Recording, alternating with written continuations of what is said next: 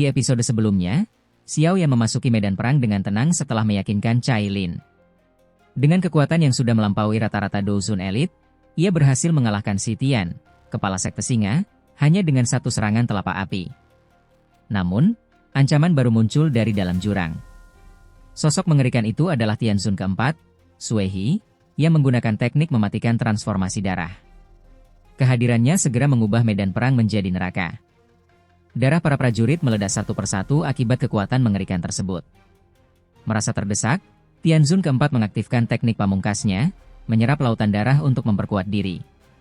Xiao Yan membalas dengan teknik mengusir api lima cincin, memicu ledakan besar di langit, lalu menghantam lawannya dengan serangan jarak dekat yang mematikan. Pertarungan mencapai puncaknya saat Xiao Yan menciptakan teratai api dari kombinasi 4 api surgawi dan menghantam Tianzun keempat secara langsung. Ledakan dahsyat itu membakar lautan darah hingga menguap, melukai musuh dengan parah. Namun, menggunakan jimat ruang, Sui He berhasil melarikan diri dalam keadaan nyaris mati. Perang pun berakhir, dan pasukan aliansi bersorak merayakan kemenangan. Xiao yang disambut hangat oleh Cai Lin, para tetua, dan sekutunya. Ia lalu memerintahkan pasukannya untuk mengampuni sisa pasukan musuh yang menyerah, namun menghabisi mereka yang masih menyimpan niat jahat. Di episode berikutnya, kehadiran Xiao Yan membuat aliansi berkembang pesat. Namun, di tengah kesibukan itu, terselip momen hangat antara Xiao Yan, Cai Lin, dan putri mereka, Xiao Xiao. Gadis kecil itu tumbuh sehat dan kuat berkat pil tulang darah jiwa surga yang Xiao Yan kirim tepat waktu. Bagi Cai Lin, perhatian Xiao Yan pada anak mereka adalah bukti keseriusan yang tak terbantahkan. Meski pil tersebut sangat berkhasiat, Xiao Yan merasa itu belum cukup. Ia ingin memberikan sesuatu yang lebih baik, seperti pil Bodhisattva pembentuk fondasi yang misterius. Namun, peluang keberhasilannya sangat rendah. Bahkan Gu He, kepala aula pil sekaligus mantan raja pil, hanya memiliki kemungkinan 40% untuk berhasil membuatnya. Di balik sikap hormat para tetua aula pil, sebenarnya tersimpan keraguan pada kemampuan Xiao Yan. Gu He sendiri diam-diam menyimpan ambisi untuk menyainginya. Selama Xiao Yan pergi, aula pil memang tumbuh menjadi kekuatan besar dalam aliansi, namun juga melahirkan kesombongan. Para alkemis mulai merasa diri mereka lebih tinggi daripada pemimpin aliansi. Cai Lin tidak memiliki pengaruh besar di mata mereka, dan Gu He tidak cukup tegas, sehingga aula pil nyaris menjadi entitas yang berdiri sendiri. Menyadari bahaya itu, Xiao Yan memutuskan untuk tidak menggunakan pil Bodhisattva, melainkan memilih pil awal pertama, pil tingkat 8 legendaris. Ia mengumumkan akan menyempurnakannya di depan seluruh anggota aula pil, tanpa terkecuali. Keputusan tegas diumumkan, siapapun yang tidak hadir akan dikeluarkan dari aliansi. Langkah ini menjadi awal dari reformasi besar-besaran di aula pil. Gu He memahami maksud kebijakan tersebut. Meski berat, ia tahu perubahan ini memang dibutuhkan. Cai Lin sendiri merasa khawatir, mengingat keras kepalanya para alkemis. Namun, Xiao Yan yakin bahwa jika diperlukan, ia bisa mendatangkan alkemis yang lebih hebat dari dataran tengah. Dalam hatinya, ia bertekad untuk mengembalikan aula pil ke jalur yang benar. Di benteng kuning misterius, markas besar aula pil, perintah Xiao Yan mengguncang seluruh suasana. Selama ini para alkemis terbiasa hidup bebas dan arogan. Liu Chang, salah satu tetua, terang-terangan menentang perintah tersebut, merasa Xiao Yan tidak berhak mencampuri urusan internal aula pil. Gu He berusaha menegaskan kemampuan Xiao Yan, namun wajah-wajah masam tetap terlihat. Fama, mantan ketua asosiasi alkemis, mengingatkan bahwa Xiao Yan tidak akan membiarkan keadaan ini berlarut-larut. Bahkan, jika perlu, aula pil bisa saja dibubarkan. Keesokan paginya, para alkemis berkumpul di alun-alun. Namun, Liu Chang dan Wu Zhen tidak hadir tepat waktu, membuat ketegangan semakin terasa di udara. Saat Xiao Yan tiba, suasana langsung hening. Ia berdiri di atas panggung batu dan mengumumkan bahwa ia akan menyempurnakan pil tingkat 8 di hadapan semua orang. Begitu proses dimulai, api berwarna ungu kecoklatan berkobar di kuali raksasa. Satu persatu bahan dimasukkan tanpa sedikit pun kesalahan. Semua mata terpaku, terpesona oleh teknik dan ketelitian yang ia tunjukkan. Gelombang kekuatan spiritual yang kuat menyelimuti seluruh tempat, membuat para alkemis terdiam. Wajah mereka berubah, sebagian kagum, sebagian takut. Liu Chang dan Wu Zhen yang akhirnya hadir, hanya bisa pucat dan gemetar. Mereka sadar, Xiao Yan benar-benar seorang alkemis kelas 8. Gu He menarik napas panjang, sedangkan Fama tersenyum tipis. Hari itu menjadi titik balik besar. Dominasi para alkemis sombong di Aula Pil berakhir, dan Xiao Yan kembali memegang kendali penuh atas salah satu pilar utama aliansi. Di bawah teriknya matahari, Xiao Yan tetap fokus menyempurnakan pil obat tingkat 8 di dalam kuali merah tua. Proses itu memerlukan hampir 100 jenis bahan langka, namun dengan kekuatan spiritualnya yang luar biasa, ia mampu mengendalikan semuanya dengan tenang. Api di dalam kuali bekerja dengan presisi tinggi, menyempurnakan setiap bahan menjadi energi murni yang luar biasa kuat. Pil yang sedang dibuat Xiao Yan adalah jenis pil awal pertama, langkah penting yang dapat memicu kemunculan petir pil 5 warna, sebuah fenomena yang menjadi impian semua alkemis. Proses rumit itu berlangsung selama berhari-hari, memikat perhatian para alkemis dan ahli dari berbagai faksi. Semakin lama, jumlah penonton bertambah hingga memenuhi langit di sekitar Aula Pil. Untuk menjaga ketertiban, Cai Lin mengerahkan pasukan aliansi. Memasuki hari ke-8, langit tiba-tiba menggelap oleh awan petir 5 warna yang mengerikan, tanda pasti bahwa fenomena langka itu benar-benar muncul. Di bawah langit yang bergemuruh, Xiao Yan tetap tenang. Saat petir menyambar, ia memanggil boneka setan langit, sosok berlapis logam emas gelap yang mampu menahan serangan dahsyat tersebut. Gelombang petir terus menghantam selama hampir 10 menit sebelum awan perlahan menghilang. Xiao Yan lalu membuka kuali, menahan pil bercahaya pelangi yang berusaha terbang keluar, dan segera menyimpannya di dalam botol giok. Sorakan meriah menggema, disertai rasa hormat mendalam dari semua yang menyaksikan. Namun, di balik keberhasilan itu, Xiao Yan sudah menyiapkan langkah untuk menertibkan internal aliansi. Selama ini, beberapa anggota Aula Pil menjadi sombong, melanggar aturan, dan bahkan mencuri sumber daya. Ia menyerahkan daftar pelanggar kepada Cai Lin untuk diumumkan di depan umum. 2 nama diantaranya membuat gempar, Liu Chang dan Wu Zhen, sesepuh berpengaruh di Aula Pil. Saat nama mereka disebut, keduanya memilih keluar dari aliansi bersama pengikutnya. Namun, Cai Lin menegaskan bahwa pengkhianatan terhadap aliansi adalah kejahatan yang dihukum mati. Niat mereka untuk lari dari kesalahan pun terbongkar. Selama ini, mereka telah merusak tatanan Aula Pil dan menyalahgunakan wewenang. Xiao Yan tak ingin aturan aliansi menjadi bahan ejekan. Liu Chang dan Wu Zhen mencoba melawan dan melarikan diri.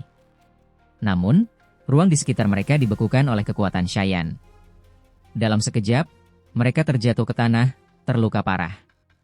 Permohonan ampun yang mereka ucapkan diabaikan. Xiao Yan memerintahkan agar keduanya beserta para pengikutnya ditangkap untuk dihukum. Suasana menjadi tegang.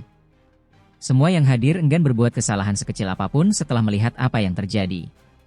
Di akhir, Xiao Yan memanggil Gu He, kepala Aula Pil, dan menurunkannya menjadi wakil karena kelalaiannya dalam menjaga disiplin.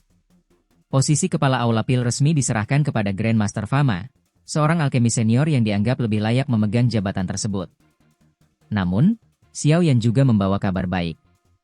Ia mengumumkan bahwa para alkemis tingkat 7 yang berjasa akan mendapatkan metode kuno untuk melatih kekuatan jiwa. Sementara itu, alkemis tingkat bawah yang berkontribusi dapat mempelajari sebagian dari metode tersebut.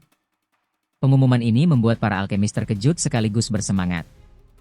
Fama dan Gu He menerima gulungan teknik itu dengan penuh rasa syukur. Cai Lin, yang sebelumnya khawatir hukuman keras akan menakuti banyak orang, akhirnya menyadari bahwa Xiao Yan telah merencanakan keseimbangan antara ketegasan dan penghargaan. Hal itu justru membuat wibawa aliansi meningkat pesat. 2 hari kemudian, Xiao Yan beristirahat di benteng kuning misterius untuk memulihkan tenaga. Ia mengambil pil awal pertama yang dibuat khusus untuk Xiao Xiao, putrinya. Cai Lin sempat khawatir bahwa kekuatan pil tersebut terlalu besar, namun Xiao Yan meyakinkan bahwa efeknya lembut dan justru akan memperkuat tubuh anak mereka seiring waktu. Dengan hati-hati, ia memberikan pil itu kepada Xiao Xiao. Pil tersebut berubah menjadi cahaya lembut yang menyatu ke dalam tubuh sang anak, membuatnya tertidur nyenyak. Cai Lin tersenyum hangat sambil memeluk putrinya.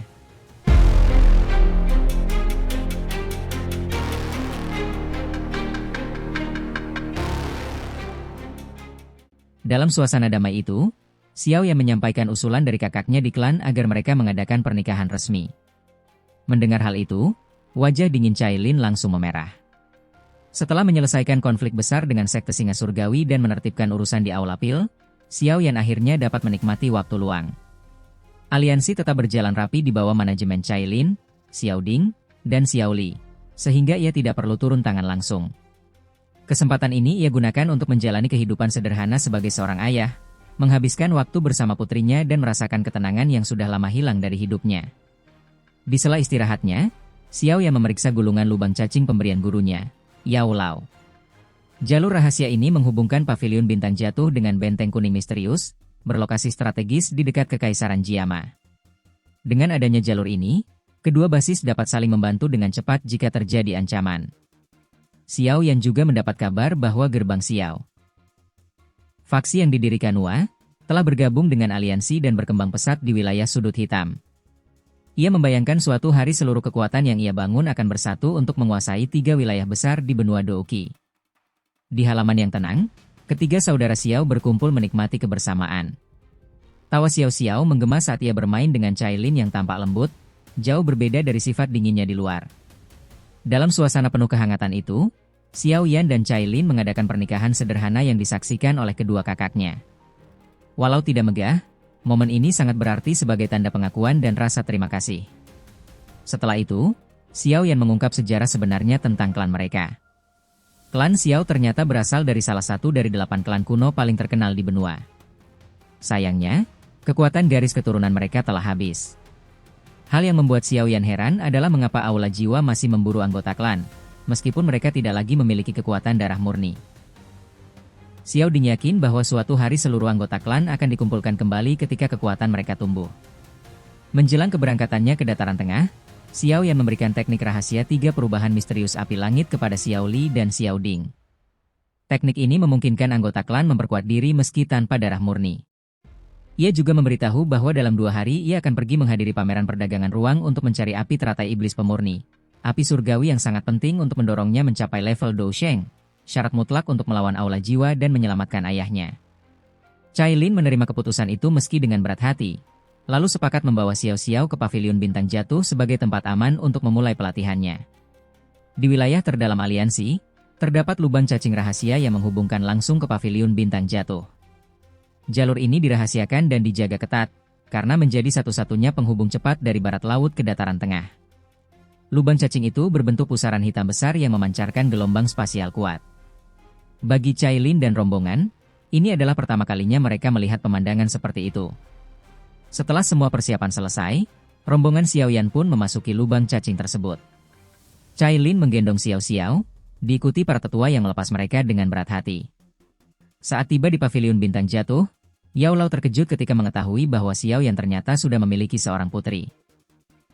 Dengan penuh kasih, ia memuji bakat Xiao Xiao yang memiliki kekuatan spiritual tinggi serta afinitas terhadap elemen api dan kayu. Menurutnya, gadis kecil itu bahkan memiliki potensi untuk melampaui ayahnya dalam seni alkimia. Yao Lao pun menyatakan niatnya untuk melatih Xiao Xiao secara langsung, dan Xiao Yan menyetujui hal itu dengan senang hati. Baginya, tidak ada guru yang lebih tepat daripada Yao Lao. Terlebih, Yao Lao sudah menganggap Xiao Yan seperti anak sendiri, sehingga ia merasa bangga sekaligus bersemangat membimbing cucu kesayangannya itu. Setelah bermain cukup lama bersama Xiao Xiao, Yao Lao menyerahkan gadis kecil itu kepada Cailin untuk beristirahat. Ia kemudian memanfaatkan kesempatan tersebut untuk berbicara serius dengan Xiao Yan. Dalam pembicaraan itu, Yao Lao membahas ancaman yang datang dari Aula Jiwa. Meskipun 2 Tianzun mereka telah dikalahkan, organisasi itu rupanya masih menyimpan rencana besar. Informasi yang beredar menunjukkan adanya perang besar di berbagai wilayah benua, dan Aula Jiwa tampaknya terlibat langsung di dalamnya. Hal ini membuat Xiao Yan semakin waspada. Yao Lao lalu menyinggung tentang pameran perdagangan spasial yang akan segera digelar. Di sana, fragmen terakhir dari peta menuju api teratai iblis pemurni akan diperebutkan. Ia menegaskan bahwa bagaimanapun caranya, pecahan terakhir itu harus diperoleh, sebab kekuatan api surgawi tersebut terlalu berharga untuk dilepaskan. Mendengar hal itu, Xiao Yan menatap ke depan dengan tekad yang semakin membara, siap menghadapi tantangan besar yang menantinya. Setelah kembali ke paviliun bintang jatuh, Xiao Yan dan Yao Lao memulai masa retret secara bersamaan. Selama mereka mengasingkan diri, langit di atas paviliun sering menampakkan fenomena aneh, kilat pil yang menyambar dan suara guntur yang bergema. Meskipun mengejutkan banyak murid, peristiwa itu tidak menimbulkan kerusakan. Bahkan, beberapa sosok misterius berwarna emas gelap tampak muncul di antara awan guntur, menyerap kilat pil yang terbentuk. Fenomena ini berlangsung hampir 2 minggu sebelum akhirnya mereda. Ketika keluar dari menara batu tempat mereka berlatih, Xiao Yan dan Yao Lao tampak kelelahan, sehingga mereka memilih beristirahat selama 3 hari penuh. Setelah kekuatan mereka pulih, keduanya memutuskan untuk menghadiri pameran perdagangan spasial. Kali ini, hanya Cailin dan Xiao Yixian yang ikut serta, sementara sebagian besar anggota paviliun bintang jatuh tetap tinggal untuk menjaga pertahanan. Setelah memberi pengaturan terakhir, Yao Lao memimpin rombongan meninggalkan alam bintang dan bergerak menuju lokasi pameran. Pameran perdagangan spasial adalah peristiwa istimewa yang hanya diketahui oleh para ahli dan faksi-faksi kuat di benua Douqi. Tidak ada penyelenggara tunggal, namun ketertiban dijaga oleh 3 sekte besar, Gerbang Garis Tanah, Sekte Ruang Misterius, dan Gunung Harta Karun Refleksi. Meski tidak sepopuler 4 paviliun besar, kekuatan ketiga sekte ini sangat diperhitungkan. Berkat kepercayaan dari para ahli dan pengelolaan yang rapi, pameran ini berkembang menjadi pusat perdagangan terbesar di benua tersebut. Bahkan keterampilan kelas Tian pun dapat ditemukan di pameran perdagangan spasial ini. Namun, aturan yang berlaku sangat ketat. Siapapun yang berani membuat masalah akan langsung menjadi musuh bersama dan diserang oleh seluruh peserta tanpa terkecuali. Pameran ini diadakan di tengah gurun tandus di selatan dataran tengah, sebuah wilayah terpencil dan tak berpenghuni yang sekilas tampak tidak berarti. Namun, ketika rombongan Xiao Yan tiba di tepi gurun, mereka segera menyadari betapa istimewanya tempat tersebut. Dengan persepsi spiritualnya, Xiao Yan merasakan ratusan aura kuat yang tersebar di seluruh area. Beberapa di antaranya bahkan memiliki kekuatan setara dengan elit Dousheng. Tanpa membuang waktu, mereka bergerak menuju pusat gurun, menembus badai pasir yang berputar hebat tanpa kesulitan berarti.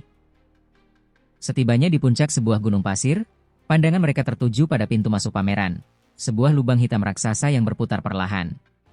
Aura kuat datang dan pergi melewati portal itu, menandakan arus keluar masuk para ahli dari berbagai penjuru. Xiao Yan tak kuasa menyembunyikan keterpanaannya. Pameran ini bukanlah sekadar tempat jual beli biasa, melainkan ajang bergengsi yang hanya dapat diakses oleh para terkuat di dunia. Itulah bocoran dari Donghua Battle Through the Heavens episode 160. Tentunya, ini tidak akan sama persis dengan versi resminya.